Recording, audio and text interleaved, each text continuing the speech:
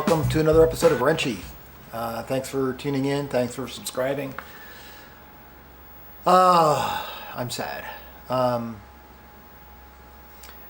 meant to do a video this weekend, a service this weekend on the 2016 Ninja, a full step-by-step just how to do the airbox, air cleaner install and change. Because I go through that a couple of times already.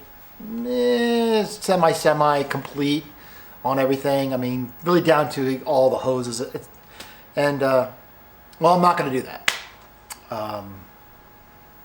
because I have to do something different. I have to work on the 2012. I have to work on the clutch on the 2012 again. Let me explain. So if you go back a few videos, you'll see we redid the clutch on the 2012 and all is fine, but not. It works, but it doesn't work quite right. It's not smooth. It kind of jittery, which is a interesting word. I'll tell you why in a second. And it also actually experiences the same problem it had before I did the clutch job, which is really concerning. All right, so that probably needs a little explanation. So what was the problem before? Why did I do the original clutch plate and friction plate replacement? Why? Because when I was decelerating in like third gear, trying to downshift to second, or I was on second, trying to come to a light and trying to drop it into first, pulling the clutch, and especially when cold, I pulled on the clutch and it felt like it wasn't disengaging. Clutch was moving, but it wasn't disengaging it. And it was worse when it was cold. And by cold, I mean California cold, so Southern California cold. So that's, 40 degrees Fahrenheit is cold, right? But as I rode it, it gets warmer, the engine warms up and it gets better. It's not perfect. Shifting's a little hard.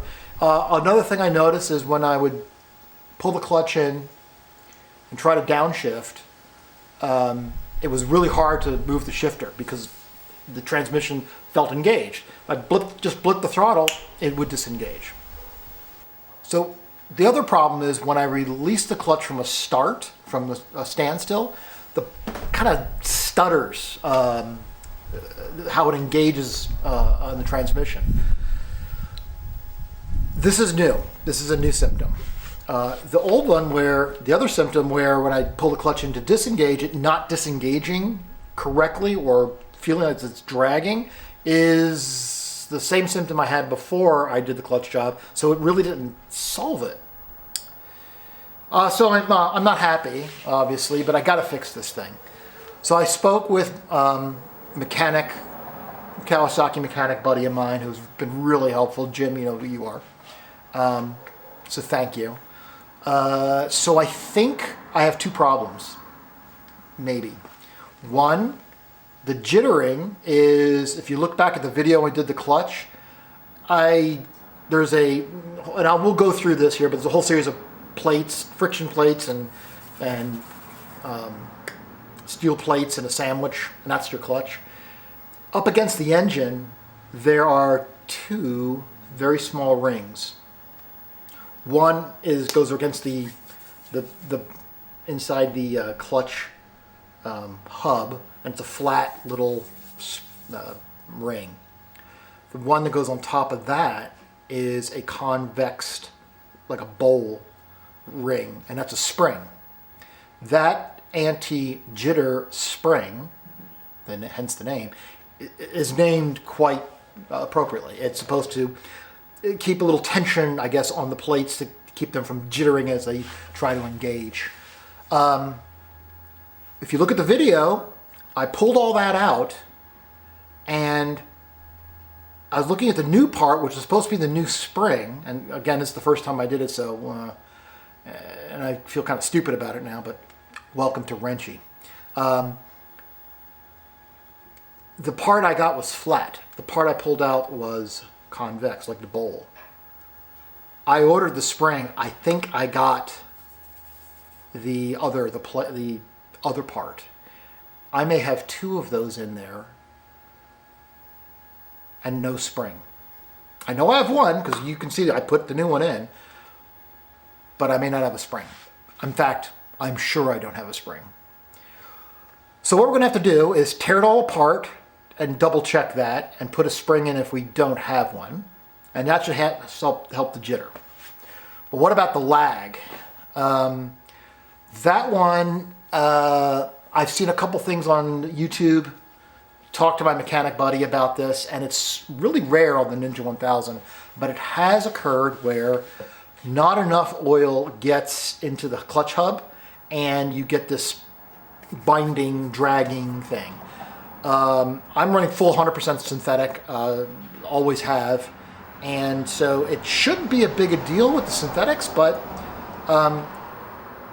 if an oil has a higher viscosity and then thins out as it gets warmer and flows more readily, then getting more oil into the clutch hub would seem reasonable explanation of why it corrects itself after the bike warms up, which it does. But it's 100% synthetic, so that doesn't totally resonate with me. And why is it now happening at, I think it really kicked in around 74,000 miles. And that's when I did the clutch repair, about 77,000, and now it's got like, almost 80. It's got about 1,000 miles, 1,500 miles on the clutch, and it's been, it's still not right. What I have seen online and talked to my mechanic about is the clutch basket, which all the plates fit in. There's a modification you can do where you drill holes. It's a basket, if you will, and the sides of the basket, you drill holes in them, very small holes, in a particular pattern to allow more oil to splash into the basket and lubricate the plates, and thus hopefully eliminating that binding. I don't know that that's it. Kawasaki says that it's extremely rare. Who knows? Here's the thing. I'm almost certain there's no clutch spring. Not a spring, but the friction plate, the friction spring. I'll get the right name for it. The springs are obviously in there, but that bowl-shaped plate that is the spring, I'm almost certain there's not one in there. That's a problem of itself. We got to fix that. But since we're going to have everything pulled apart, there's one more nut and a few washers and whatnot, and the whole clutch basket comes out, which we did not take out the last time. I saw no reason to. I'm already going to be tearing the whole thing apart. Why not go ahead and drill out the basket? Because if I put it all back together with all the right parts, everything's great, and I still have this lag, I'm going to be right back where I started, and this would be the procedure. So this is going to be a multi-part thing. So what I'm going to do, I'll show you how to tear apart the whole stupid clutch again. Then I'll do some work, and I'll hopefully do the drill, show you how to drill out the basket. Obviously, I've never done this. Hope it goes well. Otherwise, I will be buying a new clutch basket. I'm sure that's super inexpensive, right? So let's go. It's going to be an adventure. So let's get wrenching. Okay, taking off the fairing. This is not a full-blown video on fairing removal. Maybe I should do that. There's plenty of them out there. So what has to happen? You got to take this front cowling, upper cowling has to come off. It's 4 bolts, 2 on this side, 2 on this side, and this whole piece of plastic pops off. This frees up a lip under here. God, I'm shooting right into the sun. I'm so sorry. So a lip under here, which frees up some tabs here, a part of this fairing. There are 3 bolts. So there's one here, has to come out. There's one down here, has to come out. And there is one, I guess there's only 2 on this side, but There's 3 on the other side. And this, there's 2 pop connectors. I don't know if you can see that. There's one in the front here holding the 2 halves together, and one in the bottom also holding the 2 halves together. Only got to take off this one side, but I'll take that off. We have to undo the light connector. And that's it. The fairing will come off. The one thing just to watch for is this heat shield for the exhaust. It does go into a couple of rubber mounts down here. You got to pull that apart to get that off as well, and get it out of our way. And that's held on with just a single bolt right there. So we'll get all that crap off, and we'll then get into the rest of the meat.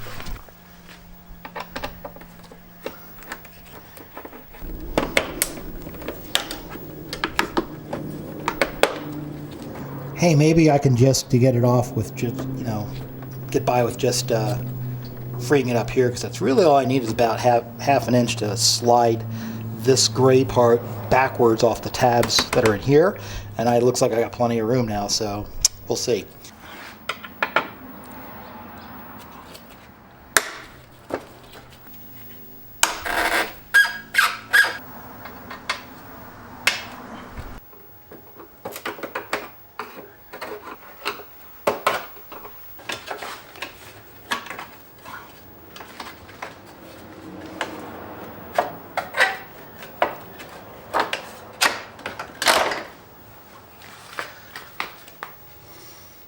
I don't think you're going to be able to see this on camera. I'm going to try.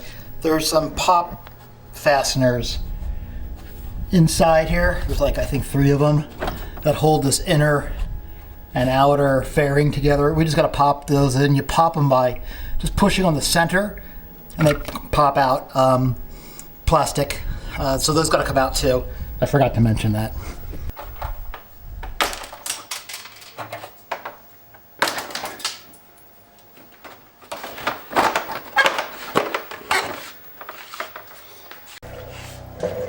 Okay, clutch cable needs to come off first. I'm going to go ahead and loosen it from the lever, I think, to give just more play so we can get it out. These 2 nuts are cranked down onto this part of the casting, holding it steady in there. And then there's a little, that's annoying, then there's a little little bead on the end. You know how that is, right? A little bead on the end of the cable, on the inner cable, that goes through a slot in here holding it in, and you kind of need a little slack to maneuver that bad boy out of there. So I'll just redo it, undo it from the top, and give it some slack here. We'll get it from the bottom.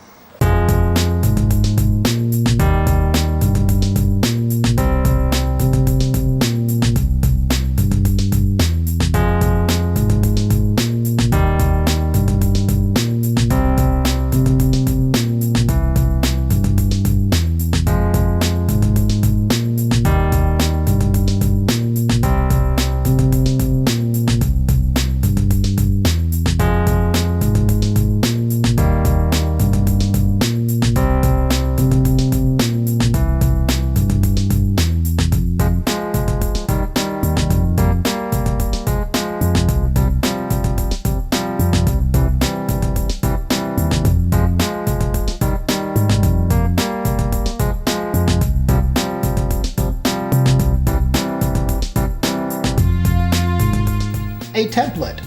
Yes, that is my awesome artistry. It shows basically the clutch cover. That's the idle adjustment, and that bracket goes on the very top, right here, right? And all the way around, and then there's the bracket for the exhaust heat shield, and that goes right here, and that is between where the oil fluid level is, which is obviously right there. So there's my pattern. I'm gonna take my awl, I'm gonna punch some holes here, drop the bolts in where they go, bingo.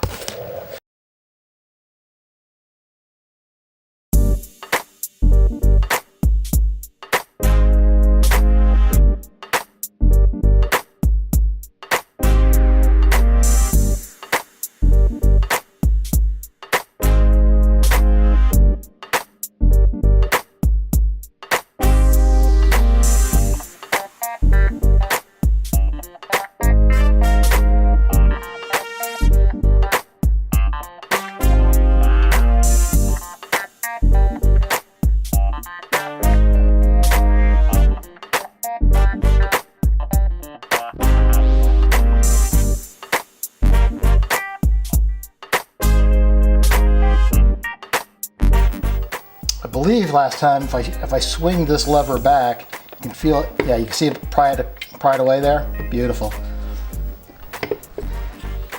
There are 2 dowels.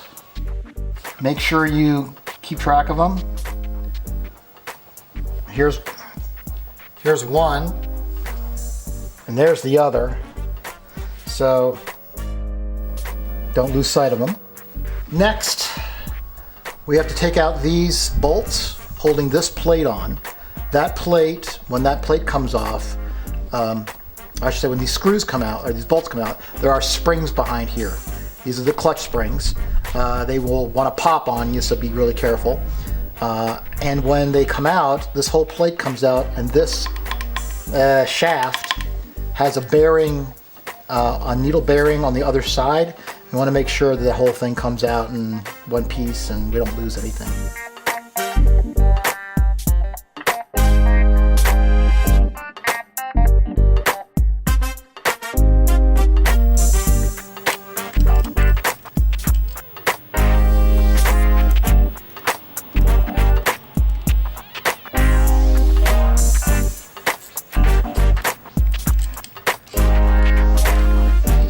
When we take the plates and friction plates and the steel plates out, we want to keep them exactly in the same order and the same orientation. The first plate, friction plate, and the last one are different than the ones in between. Super important to keep them that way.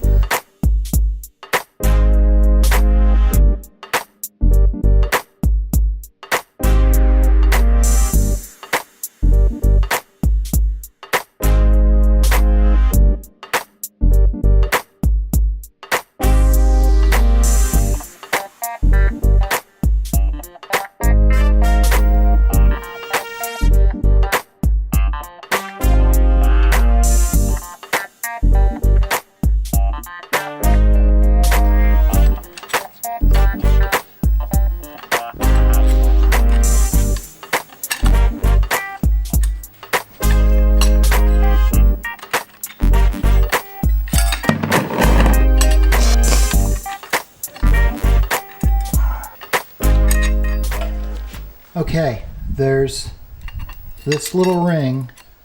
I don't know if you can see, maybe right here. That little ring, that's got to come out. That, according to the diagram, should be the spring and should be convex, like a bowl. Let's see what comes out.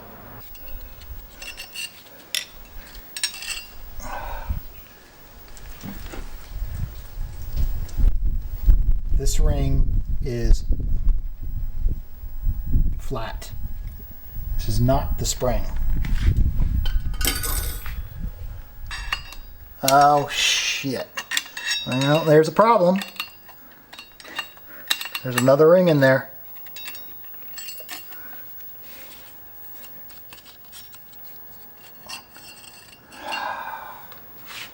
And there is a second spacer slash flat ring.